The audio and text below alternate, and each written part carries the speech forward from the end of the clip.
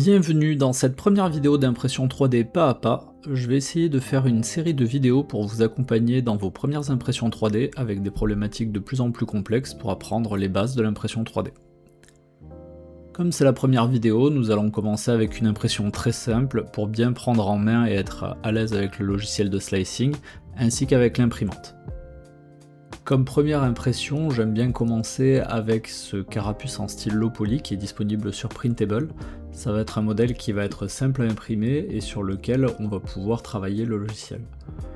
Donc vous pouvez aussi avoir d'autres modèles. Si vous allez sur le profil de la personne, vous allez avoir la liste de tous ces modèles. Et donc dans ces modèles, il y a aussi une collection low poly. Les modèles avec une étoile violette vont être dans des choses qui sont payantes, mais si vous descendez, il va y avoir plusieurs modèles qui seront gratuits et que vous pouvez tester, qui vont être assez simples. On peut voir le modèle avec la visionneuse pour voir à quoi ça va ressembler. Donc ce modèle, pour l'imprimer, je vais commencer par le télécharger. Là, je vais télécharger le fichier STL directement.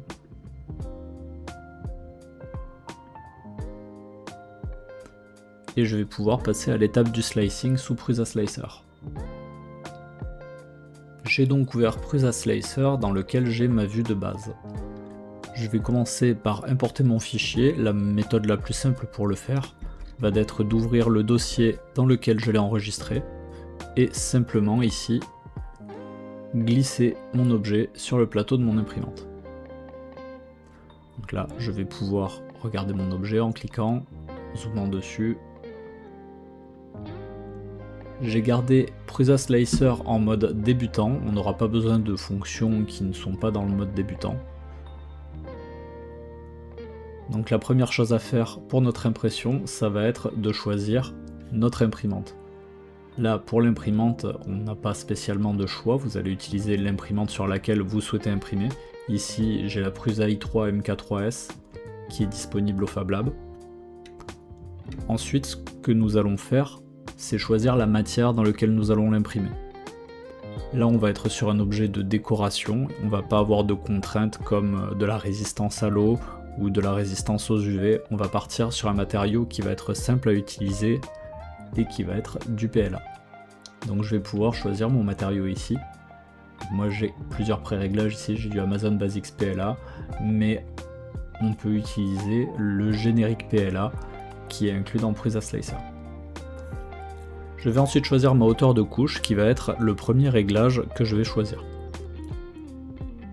Ici j'ai une hauteur de 0,3 qui va être quelque chose d'assez grossier sur lequel on va voir les traits, ça peut nous déranger ou pas, et si on le souhaite, on peut réduire la hauteur de couche en utilisant par exemple du 0,2 ou voire même du 0,10 sur lequel on va quasiment plus voir les traits. Moi je vais essayer d'avoir une impression qui va être assez rapide, donc je vais garder mon preset à 0,3, ce qui va me donner une première impression qui va être sympa à faire. Pour ce modèle, je vais commencer par faire un premier slicing en cliquant sur le bouton découper maintenant qui est en bas à droite et qui va me donner un aperçu de ce que va faire l'imprimante. Donc ici, je vois maintenant mon modèle qui va être tranché en différentes couches, qui va être tous les trajets que l'imprimante va faire pendant l'impression. Avec la barre de droite, je vais pouvoir regarder les différentes couches en descendant et en montant la poignée du haut. Donc je vois ma première couche ici, on va pouvoir monter doucement de couche en couche et après on va passer à la partie où on va avoir du remplissage et ainsi le montage de toute notre pièce.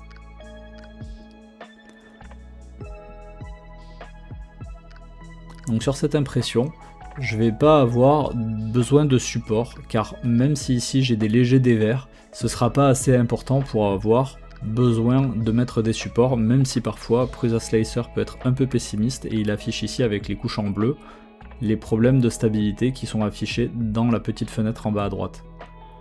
Cependant il est assez pessimiste et avec un réglage de couche de 0,3, je sais que je vais pas avoir de problème de dévers sur un modèle comme celui-ci. Ça c'est quelque chose qu'on va pouvoir déterminer au fur et à mesure des impressions, les dévers maximum qui vont être possibles par l'imprimante ou pas. Mais là, je sais que ça va aller, étant donné qu'ils sont pas assez importants pour poser des problèmes. On peut voir les dévers quand on regarde par en haut en montant les couches ici. Je vais voir que je vais avoir quelque chose qui va vers l'extérieur petit à petit. C'est quelque chose qu'il faut faire pour voir si on va avoir besoin de support ou pas. Là, je vois que j'ai rien qui s'imprime dans le vide, j'ai pas de pièce qui apparaît dans le vide, donc je vais pas avoir de soucis d'impression. On va pouvoir directement passer à l'impression, étant donné que pour une figurine de décoration, j'ai pas besoin spécialement de jouer sur la solidité ou sur d'autres réglages. En bas à droite de l'écran, je vais avoir la quantité de filaments utilisés, où là ça va être 9,36 grammes, ce qui est assez peu par rapport à une bobine d'1 kg, et un temps d'impression estimé de 42 minutes, ce qui va me permettre d'avoir mon impression assez rapidement. On aurait pu avoir un modèle aussi qui était plus détaillé en diminuant la hauteur de couche, mais ce qui aurait mécaniquement augmenté la durée d'impression, et là on va essayer d'avoir notre objet assez rapidement. Donc je vais pouvoir exporter mon G-code sur une clé USB et pouvoir le mettre sur mon imprimante. Pour cela, je vais commencer par brancher ma carte SD à mon ordinateur. Ça a fait apparaître le petit bouton qui est ici exporté vers une carte SD. Je suis bien sur ma carte SD, je vais enregistrer mon fichier G-code sur ma carte. Et ici, je vais pouvoir éjecter directement ma carte depuis Prusa Slicer.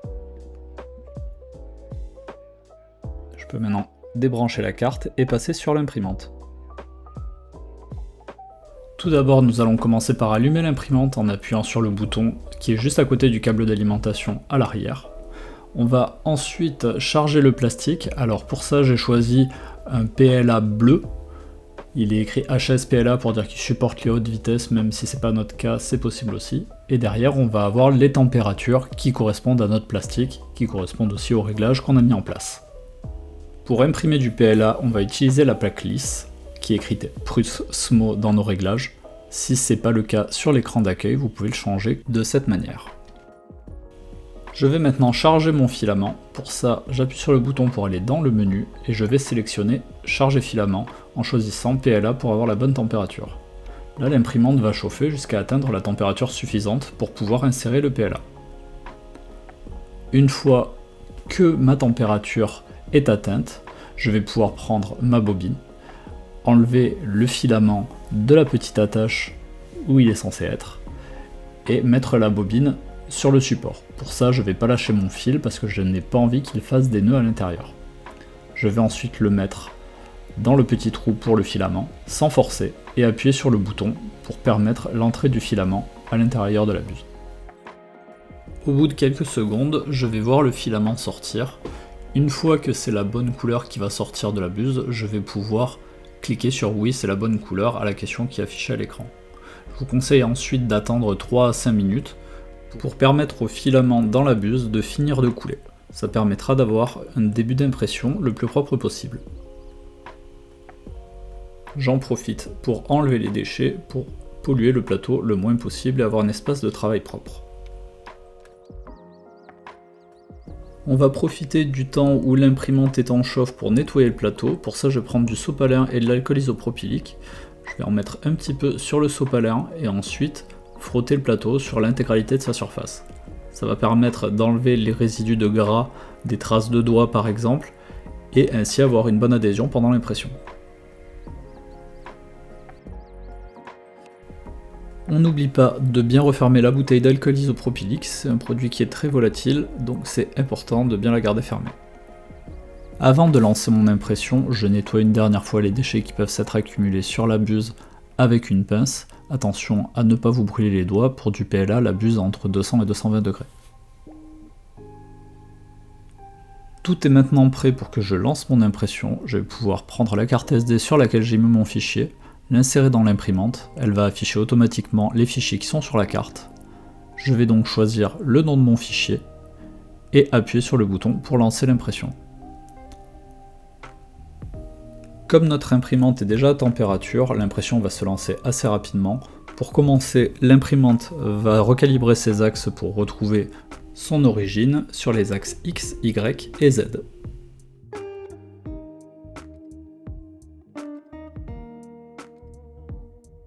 Elle va ensuite prendre ses repères sur 9 points du plateau qui vont permettre la calibration de la plaque et vérifier qu'elle est bien plane.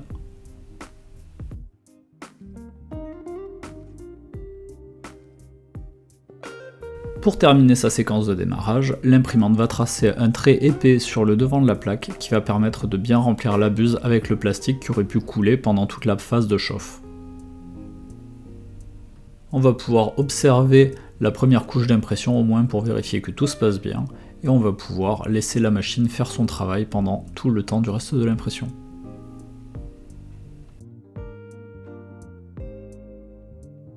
Pendant l'impression, vous allez pouvoir avoir des informations sur l'écran sur le temps restant. Là on voit qu'on est à 5% de notre impression et qu'il reste 39 minutes d'impression.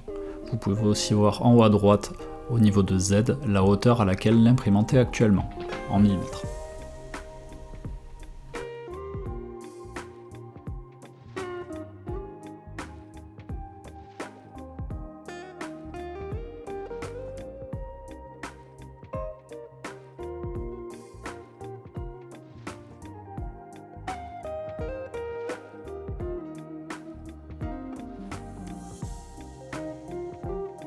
Une fois arrivé à la fin de l'impression, l'imprimante va refroidir au niveau de la buse et au niveau du plateau. Attention à ne pas se précipiter, on ne va pas décoller directement la pièce, on va plutôt attendre que le plateau refroidisse pour que la pièce se décolle plus facilement. Lorsqu'il reste sur l'imprimante, le plateau met assez longtemps à refroidir, donc pour ça vous allez pouvoir décoller le plateau magnétique pour accélérer le refroidissement. Après quelques minutes, une fois que mon plateau a refroidi, je vais pouvoir le tordre, le plateau en métal est fait exprès, et la pièce devrait se décoller assez facilement.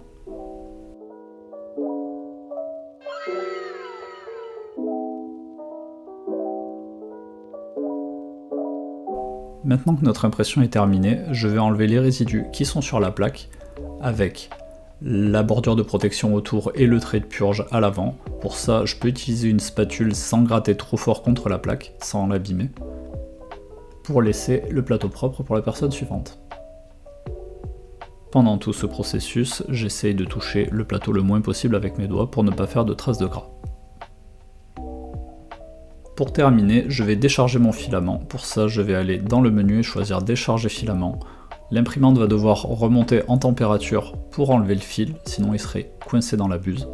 Après le préchauffage, on va avoir comme pour le chargement un bouton appuyé pour décharger le fil, et sans tirer fort, on va pouvoir enlever le filament. Pour pouvoir le ranger correctement, je vais couper le bout de mon fil avec une des pinces coupantes près de l'imprimante, et avoir une coupure nette sur l'embout de mon filament. Attention à ne pas le faire tomber par terre, ce sera plus facile pour le nettoyage des déchets.